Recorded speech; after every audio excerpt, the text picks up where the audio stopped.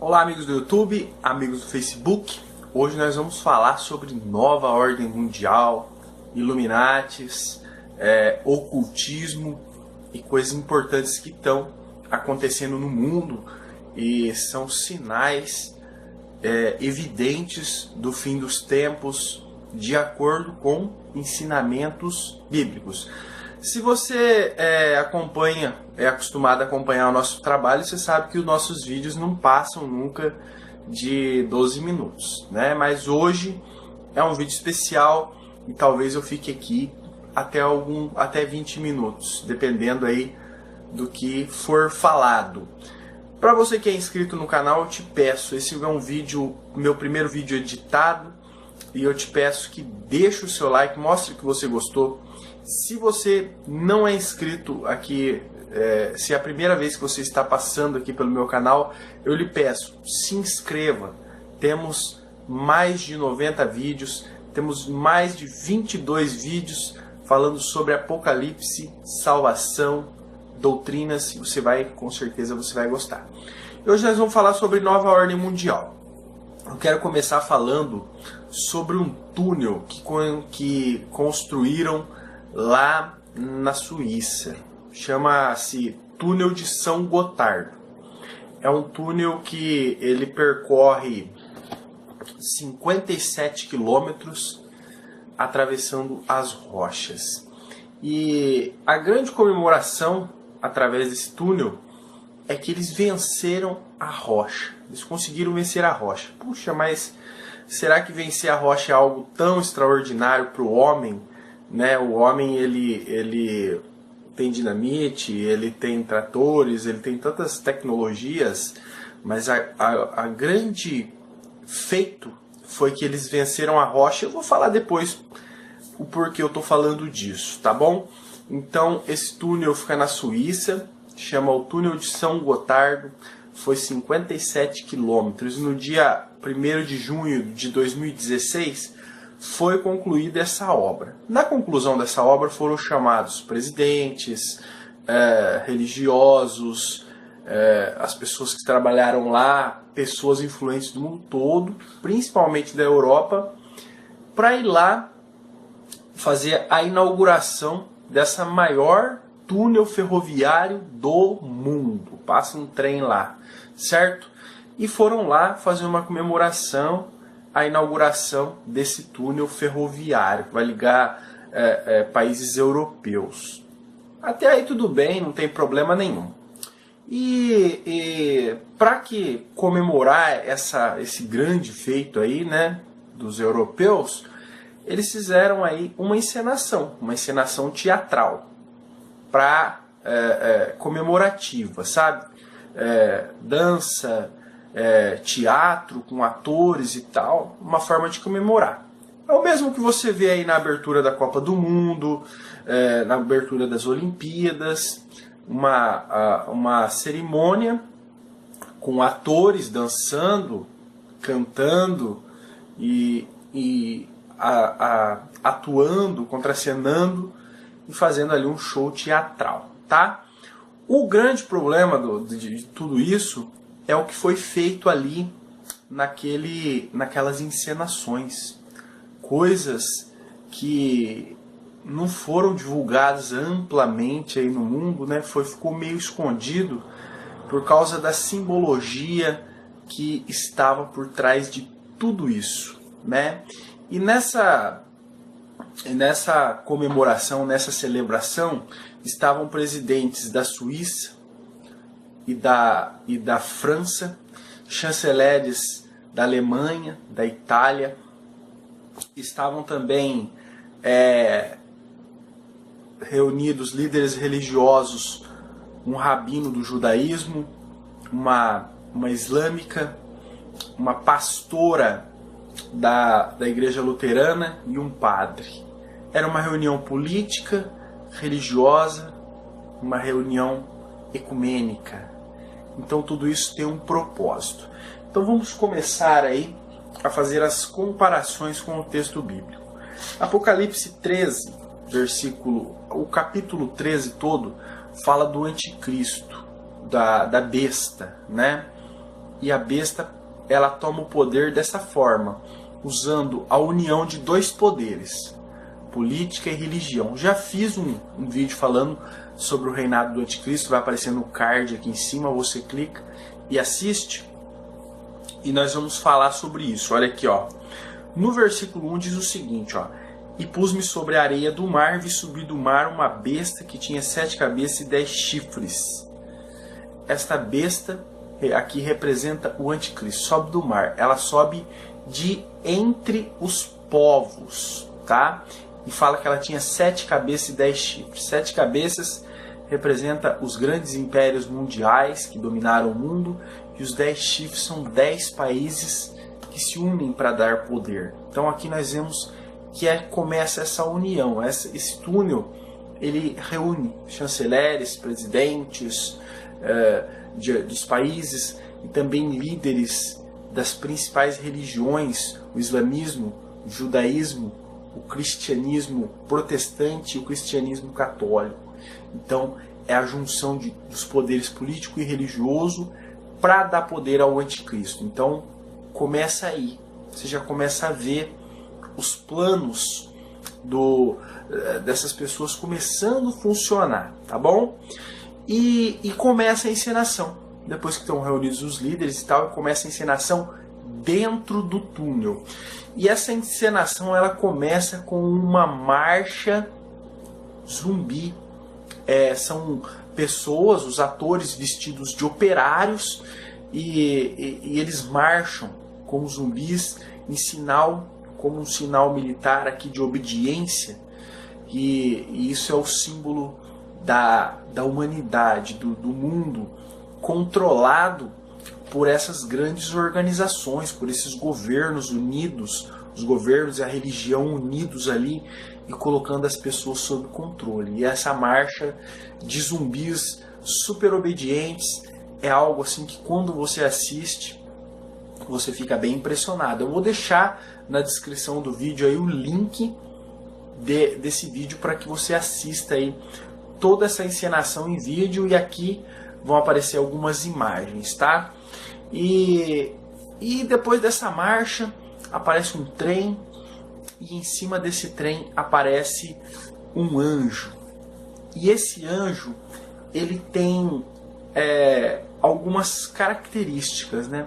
Aparece lá um anjo de asas brancas, e esse anjo está sem camisa e ele tem seios femininos, ele tem seios e ele tem asas. Então essa é uma representação de Baphomet. Eu não sei se essa é a pronúncia correta, mas eu vou falar Baphomet. Baphomet é um símbolo do ocultismo. Quem usa esse símbolo são os maçons, e bruxaria, satanismo, religiões ocultistas usam esse símbolo. E ele aparece ali claramente na encenação, né?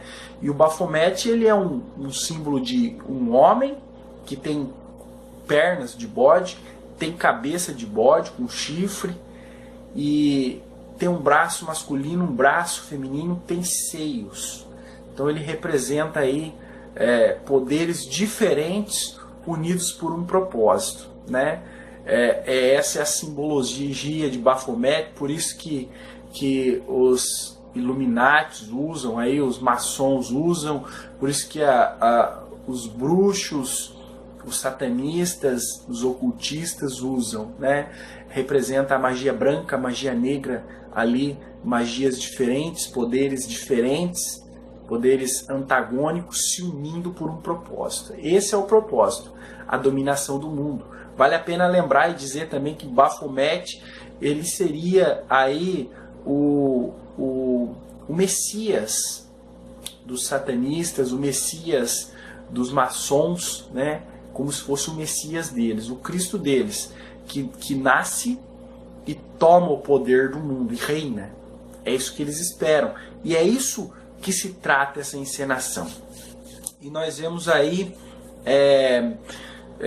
um homem vestido com cabeça de bode aparece. Aí já deixa de ser aquele anjo, aquele símbolo parecido, e aí fica algo bem realista. Um homem vestido de bode dentro do túnel. e ali aparecem os seres, né, com fantasias, e eles aparecem ali adorando esse bode, e esse bode os controlando. E dentro desse túnel, toda a representação ali é dos povos pagãos da antiguidade. E aí vale a pena lembrar também que os povos pagãos da antiguidade, eles usavam também Baphomet, né? E esses povos aí representam todo o paganismo, que isso é feito lá dentro. Então aparece todos aqueles povos ali adorando aquele homem com cabeça de bode, aparece o sol, que vários e vários povos pagãos adoravam o sol, como se fosse o deus sol. Aparece também a coroação de Semíramis. Semíramis foi a mulher de Nimrod e esse casal, né, que intentaram construir a Torre de Babel, a máxima rebeldia contra Deus, e aparece ela, que é a criadora do paganismo na história. Então, toda essa simbologia está ali dentro, representando o paganismo. Aparecem sacerdotisas oferecendo sacrifícios e tudo isso. E depois de passado isso, eles saem lá para fora. E lá fora, caminhando para fora ali ao ar livre, volta aquela marcha zumbi e pessoas correndo sem destino, tá bom? E lá fora, num grande telão, aparece uma grande rocha. E esses homens, os atores, eles começam a guerrear com essa rocha. E eles pulam, né, uma representação aí visual, eles pulam lá e tentam ferir a rocha. E a rocha solta pedras e eles caem. E eles pulam e tentam ir de novo. E eles ficam lutando com aquela rocha. Então, a grande vitória aí desse túnel ferroviário foi vencer a rocha. E a rocha, na Bíblia, ela representa o nosso Senhor Jesus Cristo. Jesus disse numa parábola que a casa construída na areia, na primeira tempestade, ela ia desabar. Ela não ia resistir. E ele disse que a casa construída na rocha, ela suportaria as tempestades e os ventos. E ele falava que de si mesmo, essa rocha era uma representação de Cristo, e todo aquele que tivesse alicerçado nele jamais cairia. No deserto, Moisés fere a rocha, ele toca a rocha com o cajado e da rocha sai água, representando que Cristo, quem toca em Cristo nessa rocha, tem vida, porque a água representa a vida, e ali no deserto eles morreriam sem água.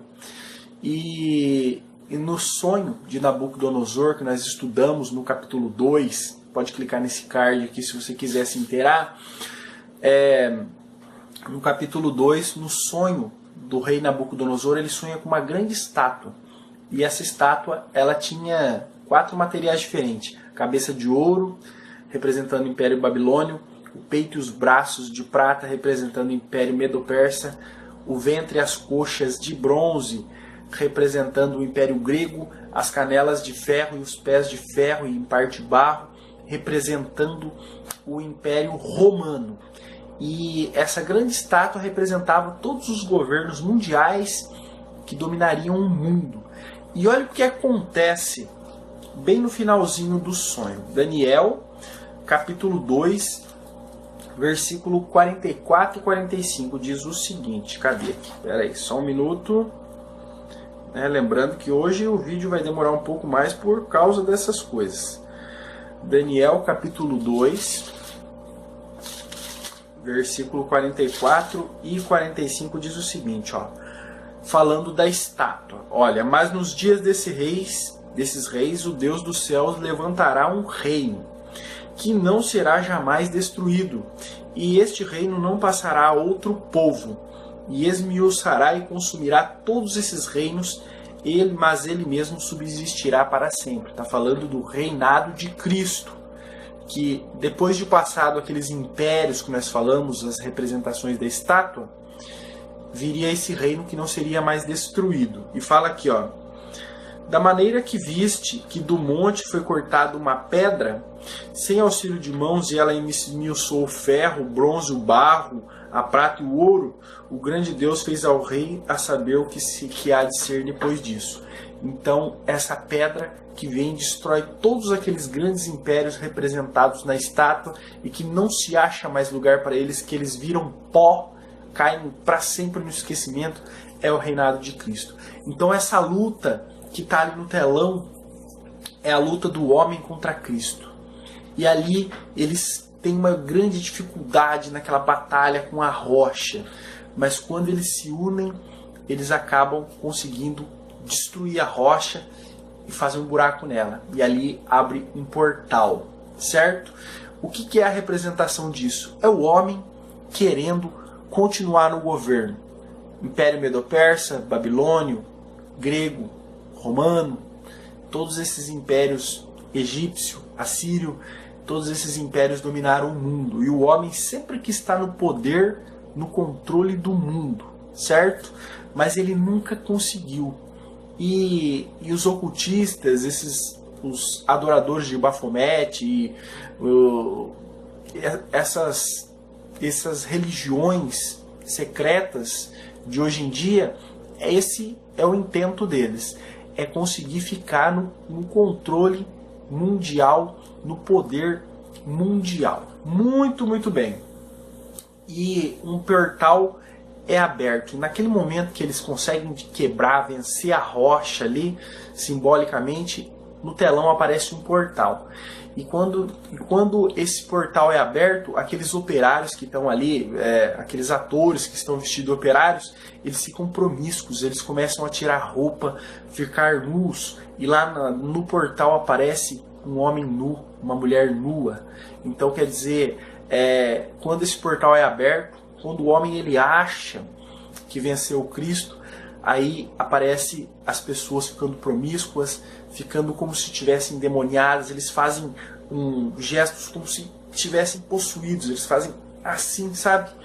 Assista o vídeo depois e mostra aí a decadência da humanidade, a imoralidade, o pecado, a corrupção geral da humanidade, quando eles se revoltam contra Cristo.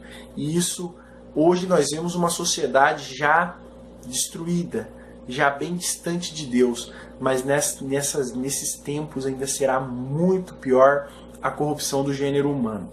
Muito bem, e aparece também, durante essa luta, 3 operários ali flutuando, sendo içados por cabos ali, eles aparecem um atrás do outro, em 3, e mexem com os braços, assim, representando a deusa Shiva, a deusa hindu, deusa Shiva, que a representação dela, o simbolismo dela, ela é a deusa da destruição. Então, ali mostram também que para que esse bode, para que esse anticristo consiga aí o poder, haverão muitas guerras. E também, logo depois disso, aparecem homens pendurados, como se estivessem mortos, enforcados. A princípio parece ser uma homenagem aos operários que morreram nesta obra, né? Mas depois da morte deles aparece um túnel e eles caindo para dentro do abismo. E eles vão caindo para dentro daquele abismo e mãos aparecem pegando eles. Representa o quê? O que quer dizer isso? Quer dizer que é o sacrifício humano. Então quer dizer que esses operários que morreram nessa obra, provavelmente, eu tenho quase certeza para dizer para vocês que são sacrifícios oferecidos. Sacrifícios que foram oferecidos a Satanás, a demônios, a Bafomete, sei lá, mas pessoas que foram sacrificadas como oferendas. E aquelas mãos representando que Satanás, os demônios, receberam essas oferendas, para vocês verem como é que é sério, né? E depois o homem bode reaparece, e ele aparece ali agitando aqueles povos, como se ele aparecesse agitando as nações. Então o anticristo ele vai ser um líder político que realmente ele vai ter controle sobre as nações, né? E ali a representação do bode ali agitando aquele povo realmente é essa representação do anticristo agitando as nações. Apocalipse capítulo 13, versículo 7 diz o seguinte: e foi-lhe permitido fazer guerra aos santos e vencê-los, e deu-se-lhe poder sobre toda a tribo, língua e nação. E esse poder que vai ser dado para o anticristo nos últimos tempos é representado no bode agitando os povos ali, né? Segunda Tessalonicenses, no capítulo 2 e no versículo 9, diz o seguinte aqui, ó, olha aqui, ó. No versículo 8 e 9. E então será revelado o Nico, o anticristo, a quem o Senhor desfará pelo espírito da sua boca e aniquilará pelo esplendor da sua vinda. A esse cuja vinda é segundo a eficácia de Satanás, com todo o poder e sinais, prodígios de mentira. Então nós vemos que Satanás, ele vai dar poder para o anticristo. E tudo isso está nessa simbologia, nesse ritual que eles estão fazendo ali. É uma coisa em que parece que eles conhecem o livro de Apocalipse ali do começo ao fim, né? É algo assim muito espetacular, né?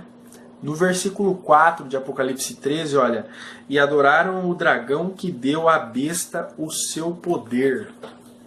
E ali eles adoram o dragão que deu à besta o seu poder e adoram a besta. E toda essa simbologia de reverência, eles se ajoelham à besta e prestam adoração, tudo isso acontece nessa encenação.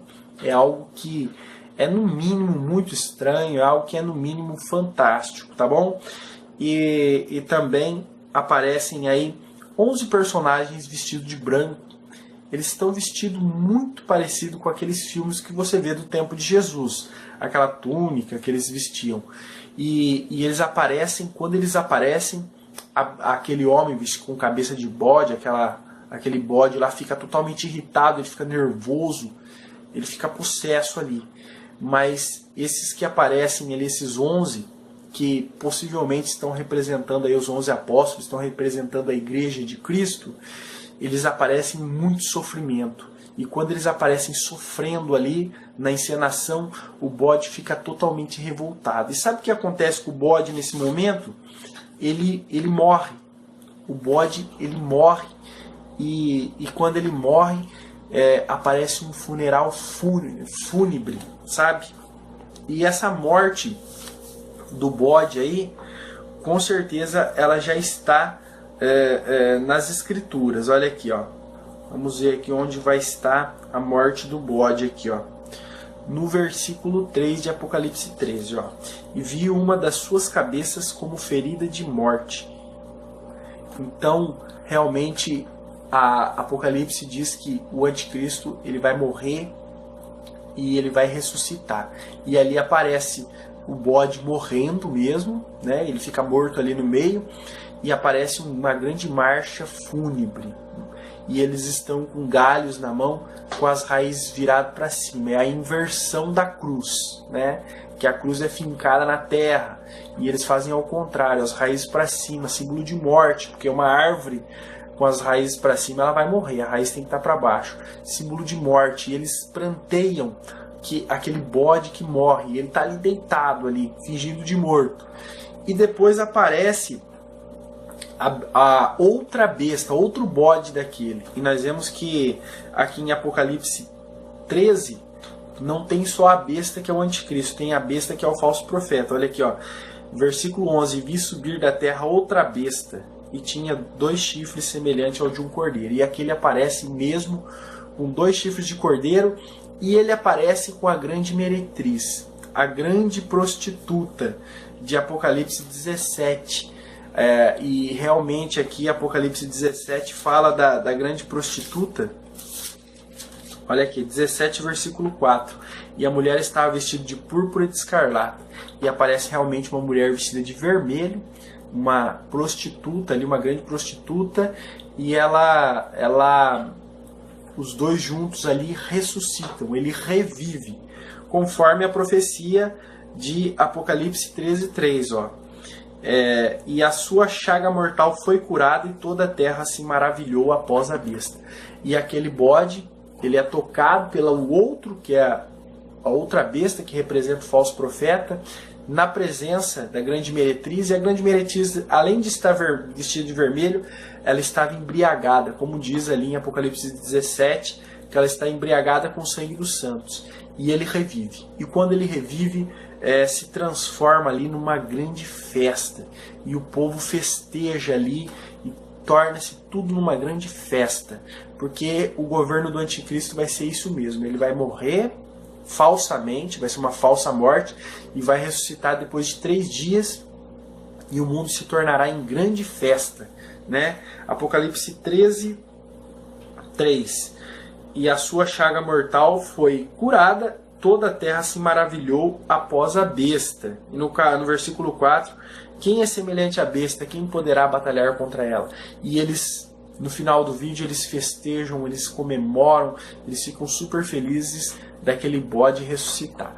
Então ali, se você assistir o vídeo que está na descrição, você vai ver essa simbologia do livro de Apocalipse, essa simbologia de Baphomet, essa simbologia do ocultismo, tudo isso bem declarado diante dos olhos de todos.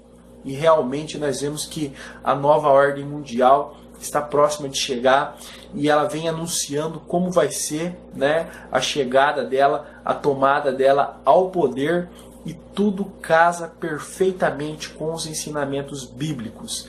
Então, obrigado por assistir o vídeo até aqui. Assista esse vídeo que está na descrição aí, da encenação em si, propriamente dita, e você vai se espantar de ver como é que estamos próximos do fim dos tempos. Muito obrigado por assistir o vídeo e compartilhe.